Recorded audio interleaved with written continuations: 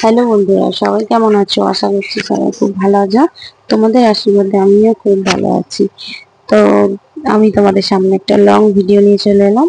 তো আশা করছি ভিডিওটা তোমাদের খুব ভালো লাগবে। আর তোমরা ভিডিওটা বহু দেখবে, কেউ না স্কিপ করে। তো তোমরা দেখেই বুঝতে পারছো যে আমি ঘুরতে বেরাচ্ছি। তো আমরা বেরাচ্ছি সুন্দরবনে, ঘুরতে যাচ্ছি। তো সেই জন্য দেখলে যে 3:30টার সময় উঠেছি, উঠে রেডি হয়ে তো আমরা বেরিয়েই পড়েছি। দুটো বাস ছিল।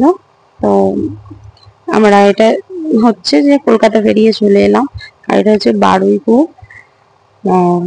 কত সুন্দর লাগছে। তো বন্ধুরা, যেতে যেতে আমাদের কপাল খারাপ, আমাদের গাড়িটা একটা পাংচার হয়ে গেছিল। তো সেই জন্য ঠিক করছিল। আর সেদিনকে প্রচন্ড রোদ ছিল, খুবই গরম হচ্ছিল। যেহেতু এসি বাস ছিল সেরকম কষ্ট হয়নি, তবু কষ্ট হচ্ছিল। যেহেতু বাসটা দাঁড়িয়ে গেছিল অনেকক্ষণ ধরে, বাসটা ঠিক করতে লাগলো। তো এটা দেখতে পাচ্ছি সুন্দরবনের মানে এলাকা, কত সুন্দর না? গ্রাম এলাকা তো সবারই খুব ভালো লাগে। তো গাছগুলো কত খেজুর বন্ধুরা, আর তো খুব ভালো লাগছিল, প্রত্যেকটা গাছে খেজুরে ভর্তি।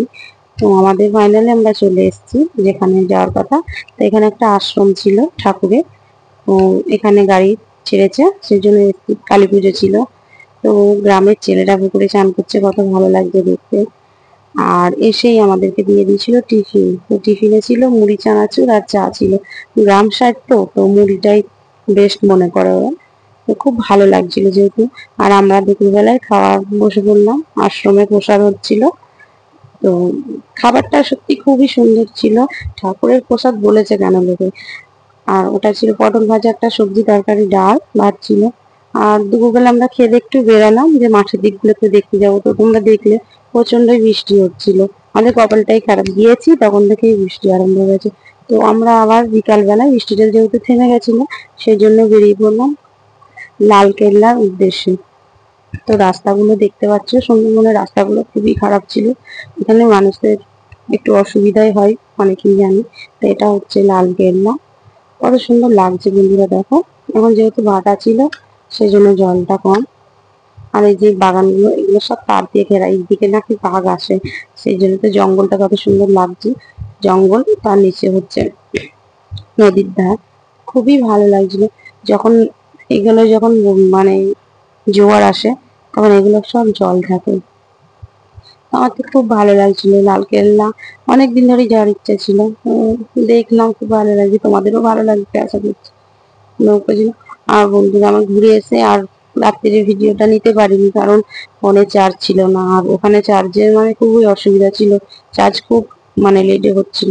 তো সকালে আমরা বেরোবো বলে রেডি হচ্ছি, আর খুব বৃষ্টি। বললাম না, কপালটাই খারাপ ছিল, ঘুরতে গিয়ে খালি বৃষ্টি হচ্ছিল। তো সেদিন বৃষ্টি হচ্ছিল। আর এই যে দেখতে পাচ্ছ এখানে আশ্রমে ঠাকুর মন্দির, অনেক রকমের ঠাকুর আছে, দেখতেই পাচ্ছ, তোমাদেরকে দেখাচ্ছি যেহেতু। আর এটা হচ্ছে মানে পুজো, এই ঠাকুরটারই পুজো হয়েছিল, মা কালী।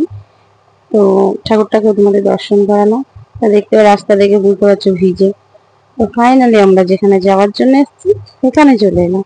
তো তোমরা দেখো আমরা এখন কোথায় যাচ্ছি, দেখে কত সুন্দর লাগছে। এই হচ্ছে সেই নদী, সুন্দরবনের নদী। তো আমার তো মানে কি বলবো তোমাদের, আমাদের জাস্ট অসাধারণ লাগছিল। আমার খুবই খুবই খুবই ভালো লাগছিল। আমার তো পুরো মনটাই ভরে গেছে এখানে গিয়ে।